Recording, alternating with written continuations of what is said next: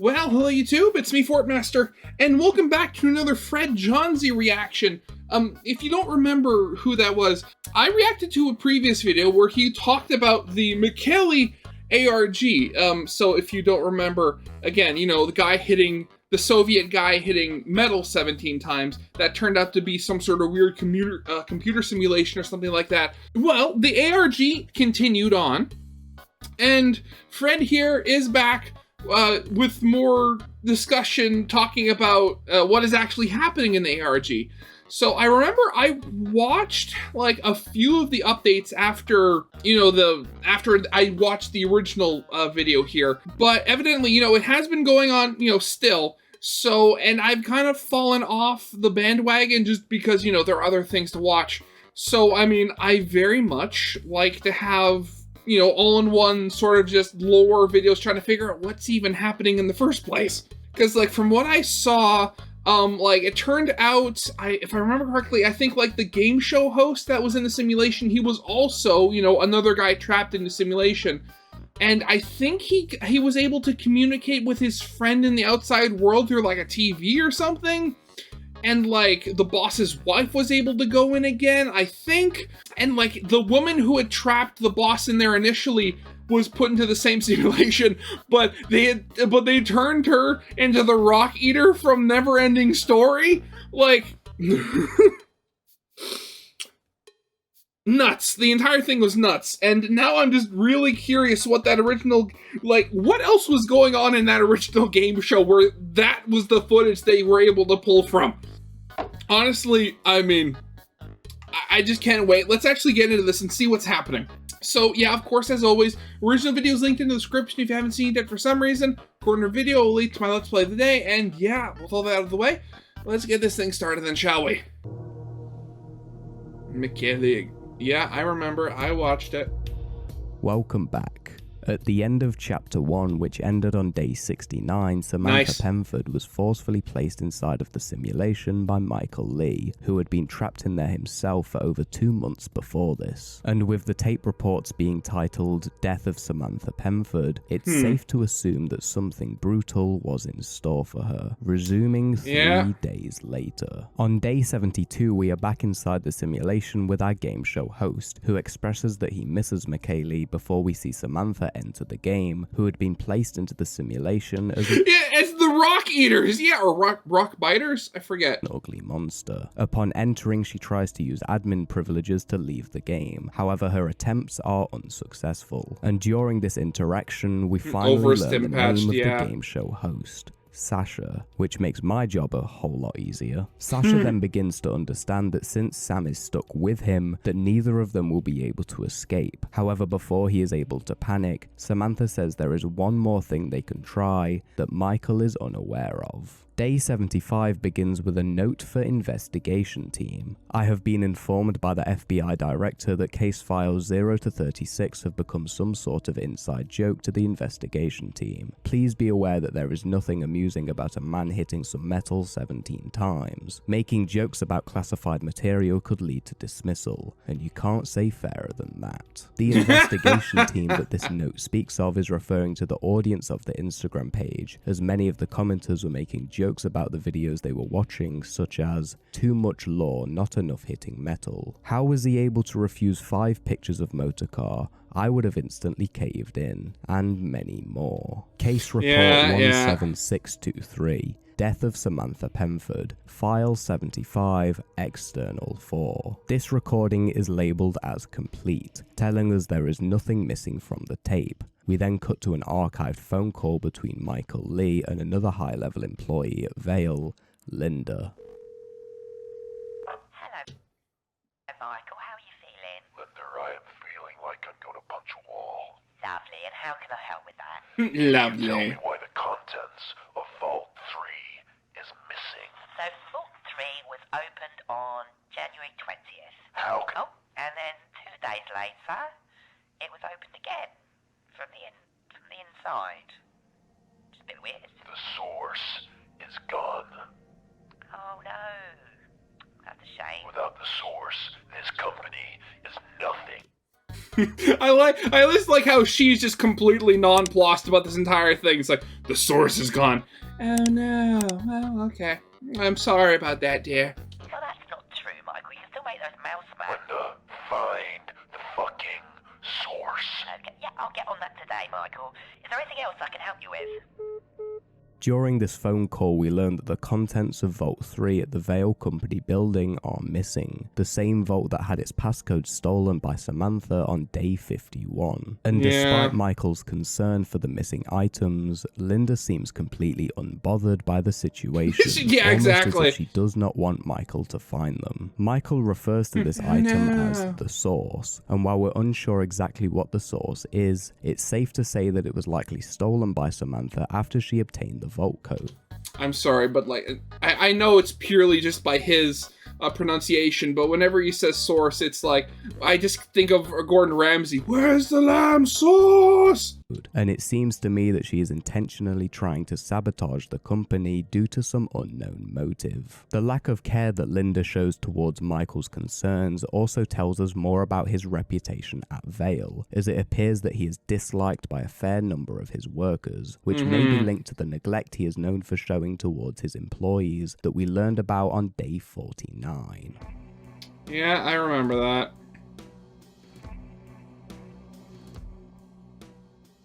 On day 78, we are shown another tape from the Death of Samantha case report, this tape also being labelled as complete, and then cutting to camcorder footage from September of 1991, in which two men are seen inside a house discussing the debt that one of them are in, with the man in front of the camera saying that he owes $140,000, and further explaining what that were he's you made even some poor doing, man? investment choices in the past. The camera then cuts to which we hear an advertisement for Vale Industries play on the TV in the living room, explaining that they are looking for participants to test the Mirage game technology, and that subjects will receive a minimum of $50,000 if they help the company. And knowing that a sum of money that large would be very helpful in paying off his debt, the man in front of the camera decides to take part in these tests, and begins packing up his stuff. And 8 days later, he leaves his house and drives to the Vale Company building. The last words we hear him saying being, "I love you, Joe," to which the cameraman responds, "I'll miss you, Sasha." 4 days later, on day 82, we learned that Sasha had been testing the Mirage products for Vale in hopes of receiving a large sum of money to help pay off his debt. He was promised he'd only be in there for a few weeks, however months had passed and he was still inside the simulation, telling us that this entire time, Sasha was also trapped inside the game against his will, just like Mikaeli. And poor guy, I mean, he can't even, with him, I mean, he can't even just be offered a picture of a motor car to make everything feel better. I mean, he's the host. He gives that stuff away.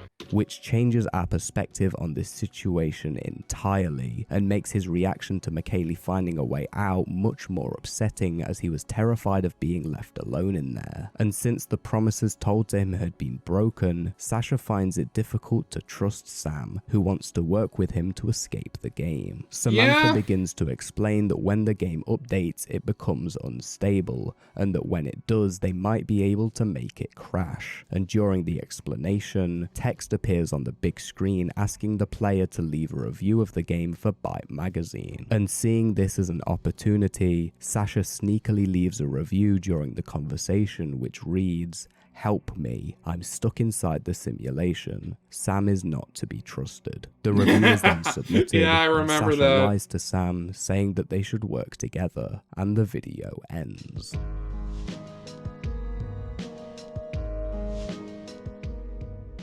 Day 86 contains an audio recording of the Mirage game installation procedure that is being carried out on test subject 2, with the recording date estimated to be between the 25th and 29th of September. The recording then plays out in what is quite possibly the most chilling part of the entire series. I don't think I saw this one. Can we move subject 2 into position, please? Thank you. An update on the source when you're ready, please. For some reason, the source is reluctant to produce a node. Can we stimulate the source, please? Just be careful. The source is reluctant to produce a node? I mean, so the source, well, they did say before that the vault was open from the inside. So, is this source, like, because we saw before, like, hooked into the machine, you have all sorts of stuff done to you that looked really freaky. So, is it possible that you're being implanted with something to actually make the technology work? And you're being implanted by, like, these nodes that are being harvested from the source. Okay, I guess that would make sense as to why, you know, the company is basically bust without it, because they don't have an alternative if they don't have the source. That's literally why it's called the source. Okay. Okay, we have a node confirmed. Manual extraction. When Chris is ready, can we bring subject back up for routing, please? Thank you. Routing? Please show restraints for Routing? Subject showing some resistance to routing. Okay, routing is complete, and node is beginning to nest. Good job. Oh, God. Can we get Chris out of there, please? Okay, please restrain down there and get Chris the fuck.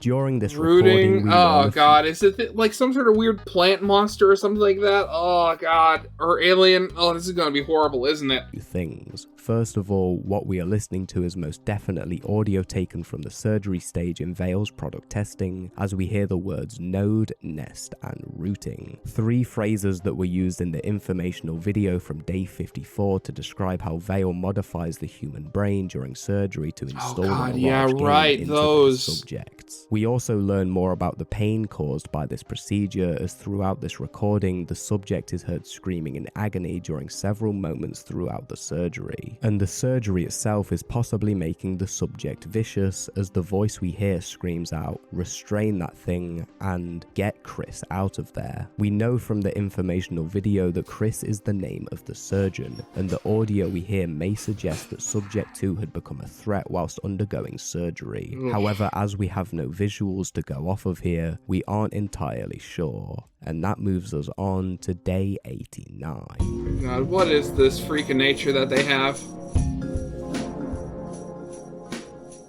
Note for investigation team. Despite repeated warnings, elements of this case are still being treated as some sort of joke by unknown members of the investigation team. Whoever has been adding dramatic music to case files, please immediately desist. Likewise, case notes such as "this fell off" or "not enough hitting metal" are inappropriate. This case is a serious legal investigation and not for your entertainment. Thank you. This note is once again directed at the audience of the Instagram page, mocking the many comments saying the page fell off and complaining about the lack of hitting metal.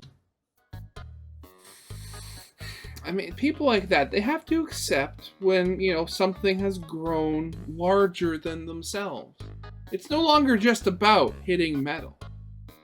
It's about so much more now. This note is then followed by another home recording taken from the inside of Joe's home as he watches the news report from day 69 about Michael Lee waking up from his supposed coma. Recognizing that the company being talked about is Vale Industries and being concerned about the whereabouts of Sasha, Joe calls up Vale to ask when he'd be coming home, to which they tell him that Sasha's tests ended on the 9th of November. If you remember the scene in which Michael's wife, Gia, sneaks onto a Vale intern's computer on day 60, then you may recall seeing text on the device that reads, "Test Subject 2's external hardware was disconnected on the 9th of November 1991. In my previous video, I misread this date as September the 11th, as the way that dates are written in this series fluctuates a lot. However, we know for sure that it reads the 9th of November, as it corresponds with the exact date that Sasha's tests ended at Vale, telling us that Test Subject 2, who we heard screaming during surgery in the previous video, is without a doubt Sasha Wong. He is then told that it isn't Vale's problem that Sasha hasn't returned home, and taking matters into his own hands, Joe heads down to the Vale Company building himself in hopes of finding Sasha, not knowing that he is of course trapped inside the game. And on his way to the building, he comes across strange drawings of pentagrams and even finds himself being watched from afar by a disturbing figure. And upon entering the building, he is caught. On day 94, Okay, we are of back course, with of Sasha course. and Sam, who begin arguing whilst waiting for the game to update. And when Sasha is asked why waiting around makes him so angry, we witness one of the most memorable parts of the entire series. Illegal. I was living with my best friend Joe, and we didn't Another know song. would go. What is going on? I don't remember coding this feature. Who even is Gregor? And nothing was a bother because we both at each other. But then my mother fell unwell. And money was tough and things got rough. Now I'm stuck in this hell. Oh, you went and took my world away. It wasn't meant to go this way. Oh no. My life today, but one day you will pay. Why? Don't you know the property is theft? Now you're under arrest cause I got nothing left. Oh baby, don't you know the property is theft? Oh no, Mikaeli, don't you know the property is theft? But you stole my whole life when I'm trying to decipher how you don't know the property is theft. It's crazy. Don't you God, know the communist propaganda. He's He's been in the simulation too long. He's been in fake Soviet Russia so long that the communist propaganda is actually starting to get to him. to do about this. Don't you know the property is theft? Wait, Sam.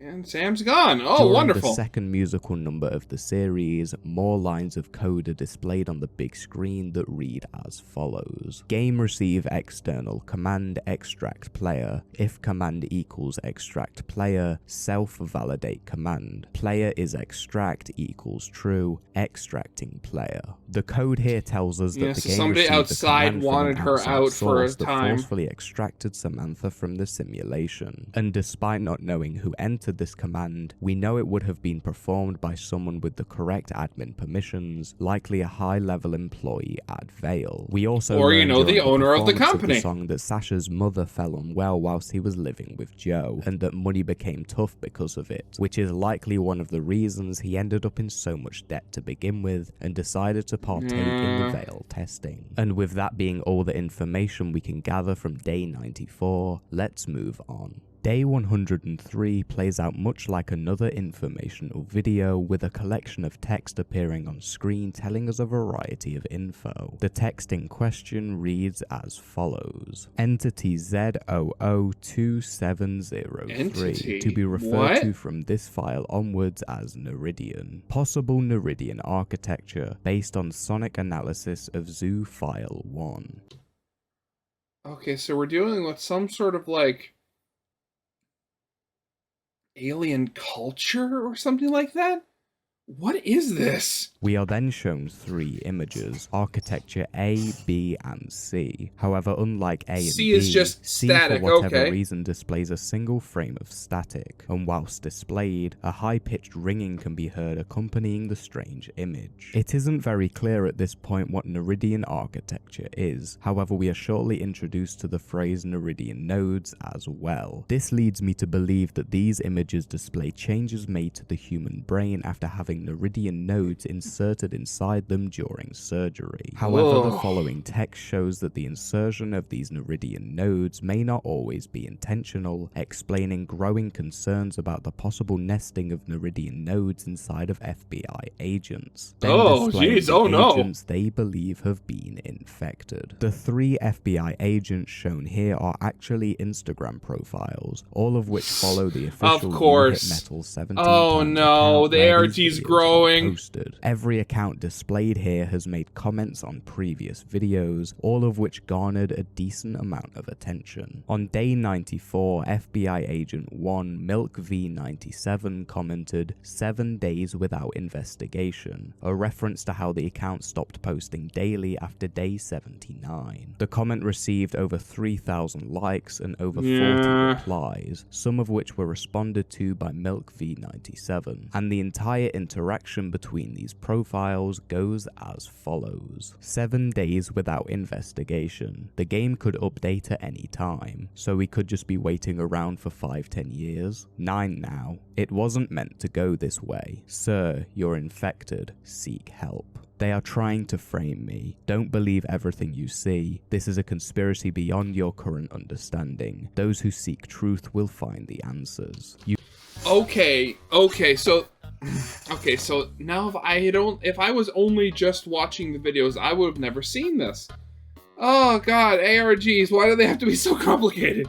You should seek medical attention by an FBI specialist. Fair enough. Milk V97 also responded to a now deleted reply by saying, "Why are you always so angry?" A repeated quote taken from day 94. However, it's unclear as to what this comment is responding to. On day 89, FBI Agent 2 Fausto Du made a comment reading, "Is that the source or just an enforcer of some kind?" I love how we went from a meme to Tron and now stuff is paranormal. I'm scared. The comment received very over much so. 1,000 likes, and within the replies there are 2 more comments from Fausto Du which are responding to another now deleted comment.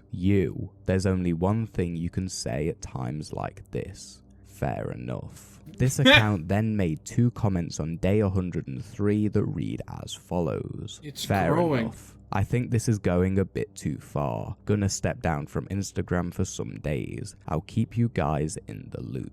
May we're the ones that got somewhere close to the root of things, but again, don't investigate. Although I have screenshots of these 2 comments that I found on the creator's official Discord, I was not able to find them myself as they are now buried in the sea of comments made by other accounts. So I am unsure if there were any further replies. If anyone is able to find more comments from Fausto Du, it would be much appreciated. Now moving on to FBI Agent number 3, Hero Dots, who is quite possibly the most interesting commenter by far. On day 78, Hero Dots commented, "I knew that was Sasha when he said drat." The comment received over 300 likes and multiple replies, none of which were responded to by Hero Dots. Then on day 103, Hero Dots left the following comment. "I don't know what happened, but I feel kinda weird. My body is itchy and my friend looks tasty." Then later that same day, on a live stream broadcasted from his official YouTube channel, Hero Dots is seen reacting to being featured in the most recent Mikaeli video, and whilst live, creates a post on the official Instagram, the caption reading "Fair enough," written in glitch text. He then made one final comment on day 103, this one reading 85710, and to accompany this, Milk V97 commented a similar number, this one reading 69398. And as people were quick to point out, 69398 is the code for Vault 3, the same code that Michael gave to Samantha on day 51. And despite Hero Dot's comment also containing a 5-digit number, there has been no evidence to support that the number 85710 means anything important. A few weeks later, Milk V97 commented on day 103 again, another 5-digit number, this one reading 49427, which once again doesn't seem to mean anything. As of right now, I don't think looking into these numbers will be much use unless they are used by the creator later on in the series.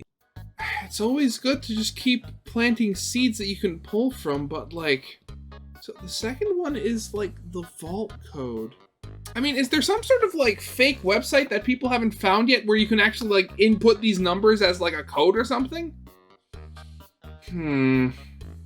By the looks of it, these 3 accounts were chosen at random and the people behind those profiles weren't being instructed to post any of these cryptic messages. The only reason Hero Dots decided to post the words "fair enough" in glitch text to his official Instagram is because someone in the chat was asking him to troll, which leads me to believe that all of these messages are just the chosen accounts playing around, trying to evoke more intrigue and interest in the series. I was also unable to find any 5-digit numbers posted by Fausto Du, which further supports my theory that these comments were not carefully planned out at all. The video then ends with text explaining that the infected agent should seek immediate medical attention from FBI specialists, then cutting to black. The Instagram account fell silent, with no new posts or updates of any kind, and people became concerned and curious as to when the next video would drop. And eventually, after 99 days... 202. Day 202. Jeez, okay.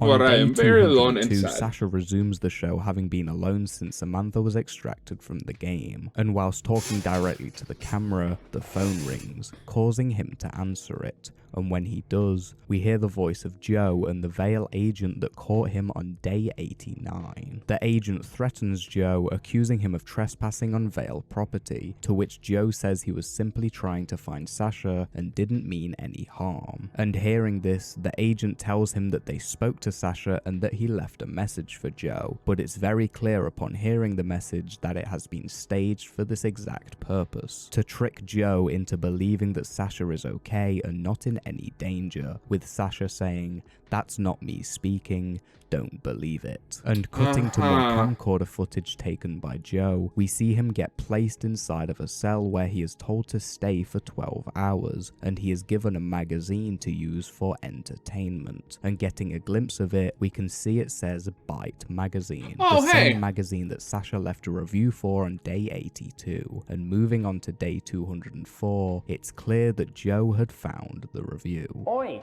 answer me. Who's Sam and why can't he be trusted? There's some simulation shit going on. I don't think my friend is okay. You just extend your time in cell. Congratulations. You'll know it's because you fancy me. Spitting kink. Notes for investigation team. Whoever has been putting tense music and dramatic boom sounds on the case files, please cease immediately. This is not entertainment, this is real life. Then for a mere 12 frames of the video, we see a line of heavily warped text. It's incredibly difficult to make out what it says, however I'm quite confident that it reads, "They tried to make it leave me, but I wanted it to stay." And although it's a confusing message, there is only one thing that I believe it could possibly relate to. The notes? Sasha, with the message referring to how he wanted to keep Mikaeli around with him in the simulation. However, Mikaeli had other plans and left the game by overstimulating himself. And with Sasha being alone inside the simulation ever since Samantha was forced out, it isn't a stretch to suggest that he may be attempting to communicate with the investigation team through these videos in hopes of eventually escaping. Though, how though? Like, this series takes place in the 90s, so like, how do you affect a literal tape, like a VHS tape like that? This hidden text is then followed up by an audio recording of what appears to be an interrogation, as Mikaeli is heard asking a woman if she knows where to find the source. And not being given the answer he wants, Michael asks Linda to open her cranial port, to which Linda refuses since they have no anesthetic on hand, which causes Michael to threaten Linda, saying that she will receive the same treatment if she does not cooperate, forcing her to begin drilling into the woman's skull, resulting in a brief scream of intense pain. What kind of port is that? You'd think that a port would be something that could be easily opened without the need of like invasive surgery. What is this? Pain that is interrupted by a message displayed inside the simulation reading, "Node trauma detected." Sasha notices the message and the code that follows it. Node Goodnight Sam's status equals damaged. Accessing risk to network. Network risk equals high. If risk equals high, network trigger network protection mode. This tells us that the woman Mikaeli was interrogating was none other than Samantha Penford. I mean, that would make sense, given that she disappeared before. Being titled Death of Samantha Penford, it's possible that the dangerous acts that Michael carried out on her in this moment were what caused her to die. We are of course unsure of the state that she is in after the procedure, however drilling into someone's skull is obviously bound to do some damage. We then see the text entering network protection mode, followed by a list asking the player to select one of the following: attempt node restoration, event report, other. And selecting other, we are shown the following options: dynamic facility map, facility controls, and initiate external contact. The video then ends, followed by day 208, in which Sasha uses the initiate external contact control to communicate with Joe, who had been stuck inside of his cell for over 2 days.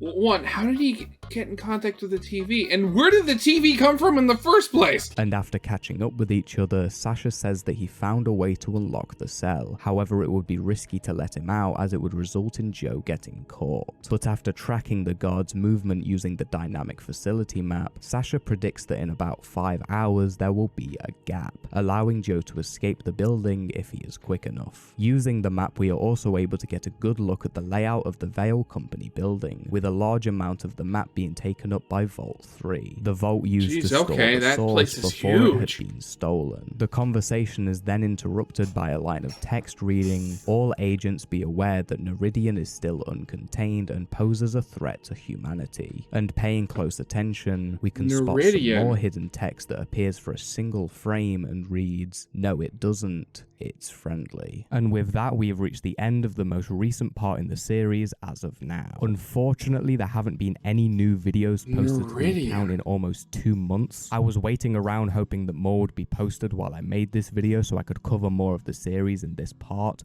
However, it looks like we're going to have to wait a bit longer. Usually in this part of the video, I do a summary of what we've covered. However, I don't think that will be necessary until more content is uploaded. We have, however, learned a few new things from the last handful of videos. We discovered that Sasha was also wrongfully being kept inside of the simulation, which that's sad, and that he was one of Veil's original test subjects, taking part in the tests in hope to pay off his large amount of debt. We also found out that Samantha was extracted from the simulation by Michael Lee, who attempted to drill into her skull without anesthetic, causing damage to her node and possibly killing her. And I'm guessing we'll find out whether or not she survived in future videos. The FBI agent subplot is also very interesting, and I'm sure we'll hear more about the infected agents in later videos. There may even be more cases of audience interaction later down the line that I would really like to see. Using accounts of people who follow the official page was really clever, and it makes me excited for what is next to come. But as of right now, that's currently where this series ends. I will continue to create more of these videos when more content is uploaded to the Instagram page, so expect a part 3 when there's enough to cover. But until then, that's where we'll leave it. I hope you enjoyed part 2 to this series. Feel free to leave your theories down in the comments and leave any suggestions for what you'd like me to cover next down there too. But until then, this has been part 2 to the Mikaeli ARG. I hope you enjoyed, and I'll see you all later. Oh, what's going on? Oh no. Is it just the music?